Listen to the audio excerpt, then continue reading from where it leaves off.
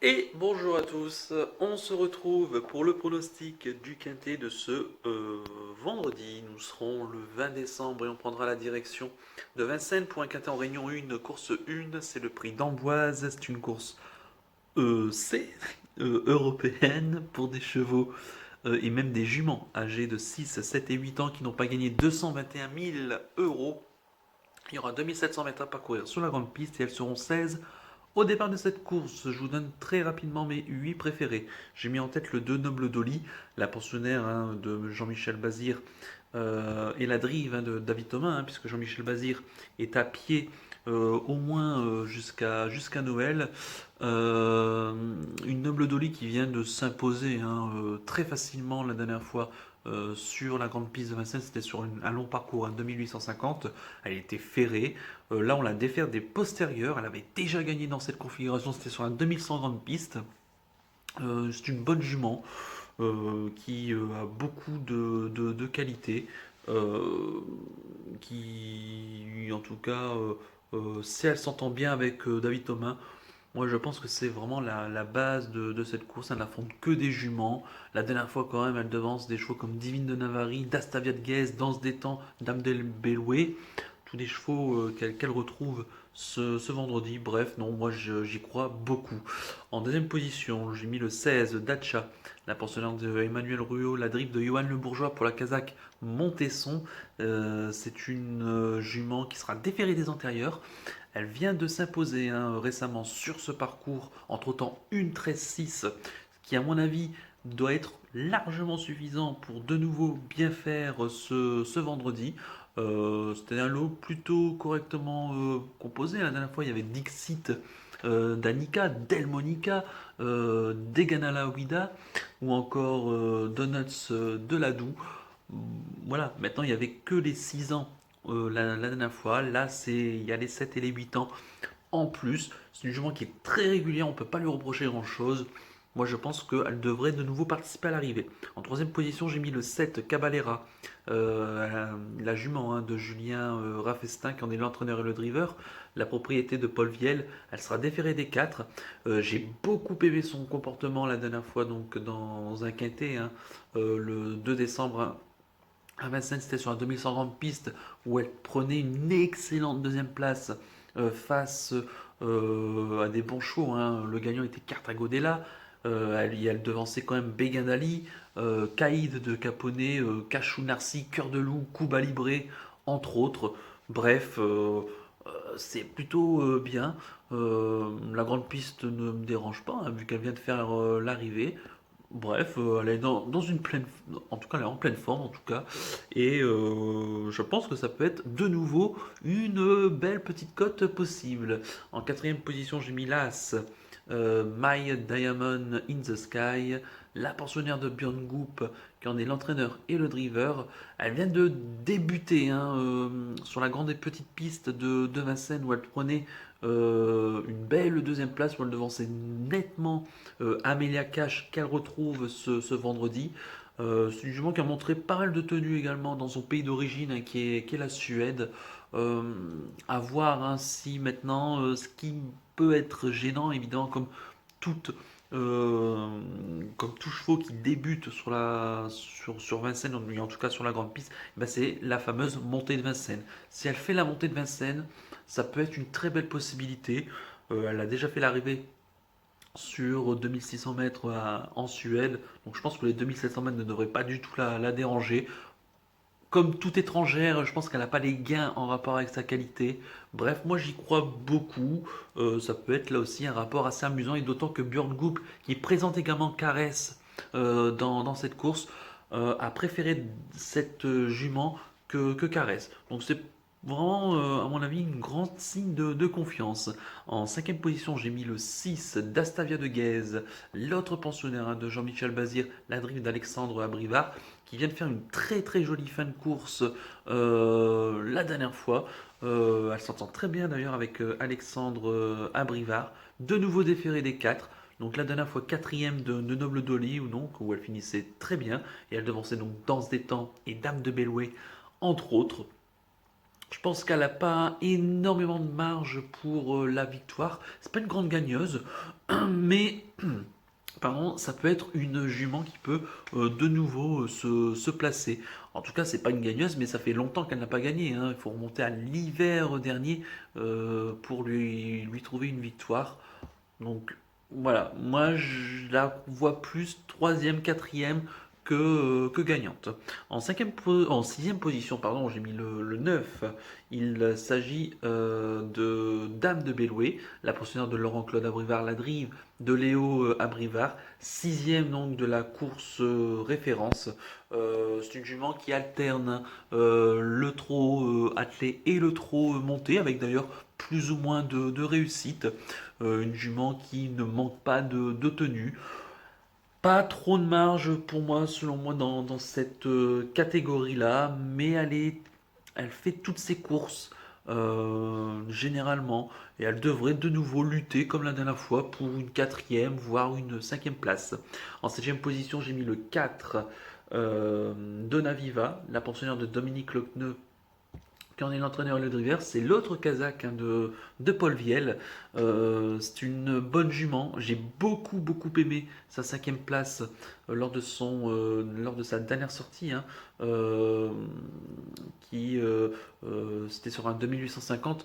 C'était le 8 décembre dernier dans le prix de Crécy-la-Chapelle. C'est une course B, donc d'un niveau supérieur. Elle finissait très plaisamment.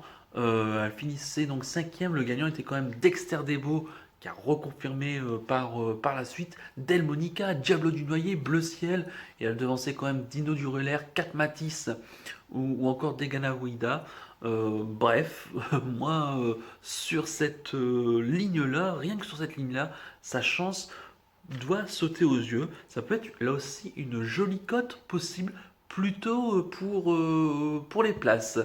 Et à noter d'ailleurs que j'aime beaucoup ses origines, hein, une fille de Love You et de Kudzaviva, qui était une très bonne jument pour la Casagliel. Et puis en huitième position, j'ai mis le 14 Caresse, donc c'est l'autre atout de Björn Goop, la drive de Benoît Robin. Elle sera déférée des 4. Elle est très régulière hein, dans son ensemble. Elle est dans sa catégorie. On se souvient d'une deuxième place sur la petite piste de Vincennes lors de son avant-dernière sortie face à peu près à des mêmes juments et dans un lot à peu près similaire où elle a longtemps lutté pour la victoire. La dernière fois seulement sixième. C'était sur un 2100 grande piste. Elle n'avait pas forcément un bon numéro. Hein, elle partait en seconde ligne. D'ailleurs, c'est la première hein, meilleure classée donc, de la seconde ligne ce jour-là, où elle terminait donc sixième. Elle trottait quand même une 12-3, ce qui était plutôt pas mal. Moi, je la rachète. Je pense pas qu'elle ait grande marge là pour gagner, même si elle est dans sa catégorie. Moi, ce qui me fait douter, c'est que Björn Goop, qui aurait certainement pu la driver, a préféré son autre pensionnaire. Maintenant, sur le papier, elle dispose là aussi d'une chance pour les places. Et puis en regret, j'ai mis le 12, Belle du Matin, la pensionnaire de Franck Furet et la drive de François Lagadoc, qui se défend plutôt bien, hein, qui de temps en temps peut surpasser. Pardon. À noter qu'elle sera déférée des 4.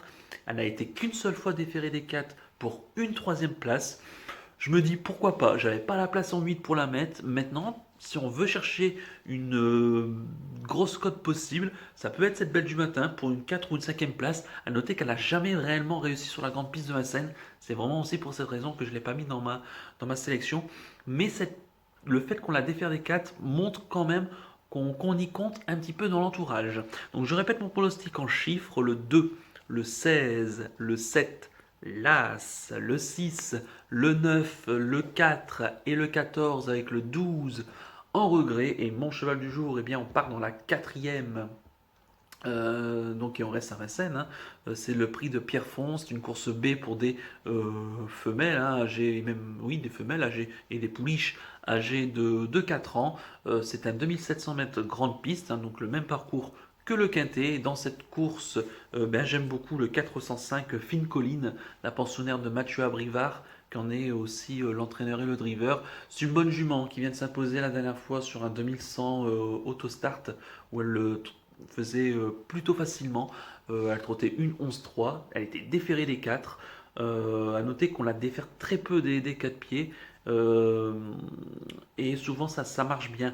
Et d'ailleurs, à noter que fin août, elle aurait certainement fait l'arrivée du prix Guy Le Godinec, qui est une préparatoire pour les critériums des 4 ans, et qui, à mon avis, sans une faute à la sortie du tournoi final, aurait certainement lutté pour une belle place, au moins. Le prix Guy Le Godinec, qui est quand même un groupe 2. Euh, voilà, moi je pense qu'elle court, en tout cas qu'elle est dans sa catégorie, qu'elle affronte un bon lot, qu'elle est en plein sur son parcours. Bref, moi j'y crois beaucoup avec cette fille colline, le 405, donc en réunion 1, course 4 à Vincennes. On mettra 5 euros gagnants et 15 euros placés. Voilà, et on va terminer rapidement, donc, et on revient sur les arrivées des 2 derniers quintés. On va tout d'abord partir mercredi, donc on était sur l'hippodrome de Pau avec la victoire donc de Yaya John, hein, qui s'impose devant la Baraka Abibiline, qui nous enlève la troisième place. Pariso le 2 qui est quatrième mais qu'on n'avait pas non plus, et Anatop qui était mon regret et qui terminait cinquième. Voilà donc, et quant à mon cheval du jour, c'était dans le prix que j'ai oublié d'ailleurs. C'était dans la cinquième. Alors, donnez-moi juste un tout petit instant. Voilà, c'est le direct. Voilà, c'était dans la cinquième. Voilà, c'était. Comment qu'elle s'appelle? Gélinote d'Herpé, voilà, qui malheureusement a été disqualifiée, bon, qui était battue, euh, voilà, qui s'est montrée très indélicate tout au long du parcours, et donc a été sanctionnée pour finir. Donc une course à effacer, c'est bien dommage. Et quant à l'arrivée du quintet de ce jeudi, donc sur le programme de Cabourg, c'est la victoire de Chapela Fedo, qui était déféré, hein, pour la première fois des antérieurs, et qui s'impose devant Belle Émotion, qui était notre regret, hein, qui termine deuxième. Décidément, les regrets en ce moment qui font beaucoup les arrivées. Brice des Hulmes, qui casse tous les jeux, je pense, de tout le monde, qui prend une troisième place à plus de 110 contre 1 et qui vient pimenter les rapports. Delphine et Abella qu'on avait, qui termine quatrième, et Devise du Vivier qui termine cinquième devant notre favorite Donzella Bella, qui ne termine que sixième. Et à noter que notre cheval du jour, c'était dans la sixième cette fois, et je m'en souviens, c'était Fadette de Sim que je vous conseillais. Eh bien, elle prend une méritoire troisième place, hein. Elle est battue qu'aux abords du poteau, et elle rapporte 1,80 à la place, donc ce qui fait plutôt plaisir. J'espère en tout cas que vous en avez au moins profité avec elle en la jouant placée.